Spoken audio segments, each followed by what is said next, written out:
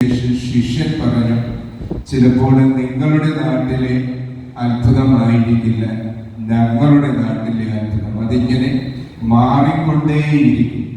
എന്നിട്ട് അദ്ദേഹം തുടർന്ന് ഇപ്രകാരം പറഞ്ഞു, നമ്മൾ ദൈവത്തിന് മുൻപില് നമ്മുടെ കുറെ ആഗ്രഹങ്ങൾ, നമ്മുടെ കുറെ പ്രതീക്ഷകള്, അതൊക്കെ നമ്മൾ ദൈവത്തിന്റെ മുൻപിൽ ഇങ്ങനെ നിരത്തി വെക്കും. നിരത്തി വെച്ച് കഴിയുമ്പോൾ ദൈവം അത് നമുക്ക് സാധിച്ചു തന്നാല് അതിനെ നമ്മൾ അത്ഭുതം എന്ന് പറയും. നമ്മളും ഇപ്പോഴാണ് ദേവാലയത്തിലിരിക്കുമ്പോൾ കുറെ കാര്യങ്ങളും ഒത്തിരി മുഖ്യ ദൈവസന്നിധിയിൽ നമ്മൾ സമർപ്പിക്കും. അതൊക്കെ നമ്മുടെ ജീവിതത്തില് ഉണ്ടായിക്കഴിഞ്ഞാൽ നമ്മൾ പറയും അത്ഭുതമായിരിക്കുന്നത് അത്ഭുതം തന്നെ എന്നാണ്. എന്നാൽ ഞങ്ങളുടെ ഗുരു അങ്ങനെയല്ല. ദൈവം നമ്മുടെ മുമ്പില് കുറെ പ്രതീക്ഷകൾ, കുറെ സ്വപ്നങ്ങള് വച്ചു തരും. അതിനെയൊക്കെ നമ്മൾ ഫലമടിച്ചാല് അതിനെ അത്ഭുതം എന്ന് പറയും. ദൈവം കുറെ പ്രതീക്ഷകള് വച്ചു പുലർത്തുന്നു. ഒരു മനുഷ്യന്റെ മുൻപിലും ദൈവം തന്റെ പ്രതീക്ഷകള് വച്ചു കൊടുക്കും.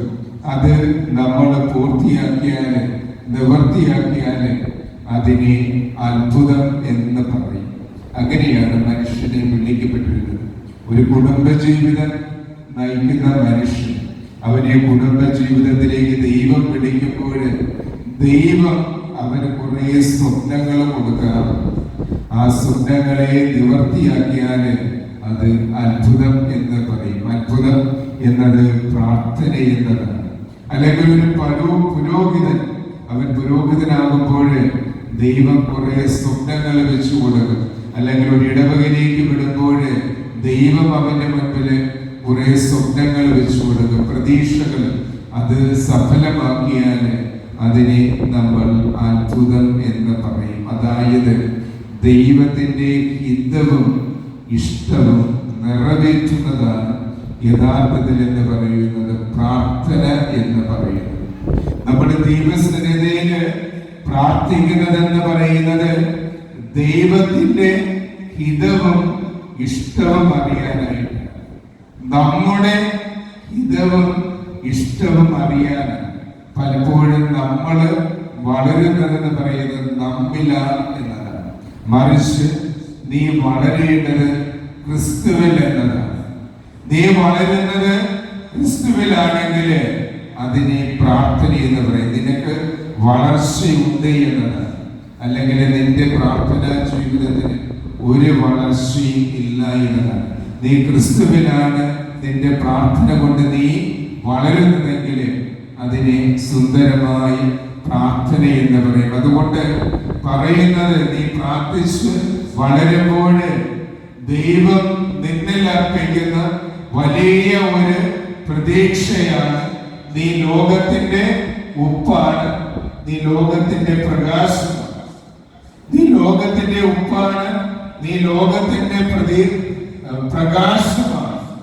അതുകൊണ്ട് നീ ഉപ്പായിട്ട്, രുചിയായിട്ട്, ലോകത്തിന് മുൻപിൽ പ്രകാശമായിട്ട് ജീവിക്കണം. ദൈവത്തിന്റെ ഇഷ്ടമാണ്, ദൈവത്തിന്റെ പ്രതീക്ഷയാണ്. അത് ഉപ്പായിട്ട് എല്ലാ മനുഷ്യർക്കും രുചിയുള്ള ജീവിതമായിട്ട് മാറണം. എല്ലാവർക്കും പ്രകാശമുള്ള ജീവിതമായിട്ട് മാറണം.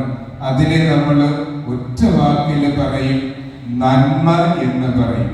നന്മ ആഗ്രഹിക്കുക എന്നതാണ്. ദൈവത്തിന്റെ ഇഷ്ടം അത് തന്നെയാണ്.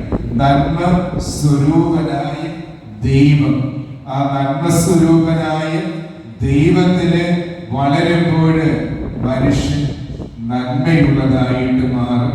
തിരുഹൃദയത്തിന്റെ തിരുനാൾ ആഘോഷിക്കുമ്പോഴെന്ന് പറയുന്നത് അതിന്റെ പുണ്യവും എന്നത് തന്നെ. കർത്താവിന്റെ തിരുഹൃദയം നമുക്കായിട്ട് തുറക്കപ്പെട്ടതാണ്. അത് സ്നേഹം എന്നതാണ്. തിരുഹൃദയത്തെ നമ്മൾ വിശേഷിപ്പിക്കുന്നത് സ്നേഹം എന്നതാണ്.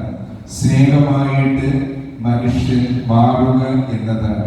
പൗലോസ് അപ്പോസ്തലൻ അപ്രകാരമാണ് ക്രിസ്തുവിലേക്ക് വളരുന്നവനെ പറ്റി പറയുന്നത്. ഞാൻ ഇനി എന്നിൽ ജീവിക്കുന്നില്ല, മറിച്ച് യേശുവിൽ ഞാൻ ജീവിക്കുന്നു. ഇനിമേൽ എന്നിൽ ഞാനില്ല എന്നതാണ്. ക്രിസ്തു എന്നിൽ ജീവിക്കുന്നു എന്നതാണ്. ആ ജീവിക്കുന്നതിനെ നമ്മൾ സ്നേഹം എന്ന് പറയും.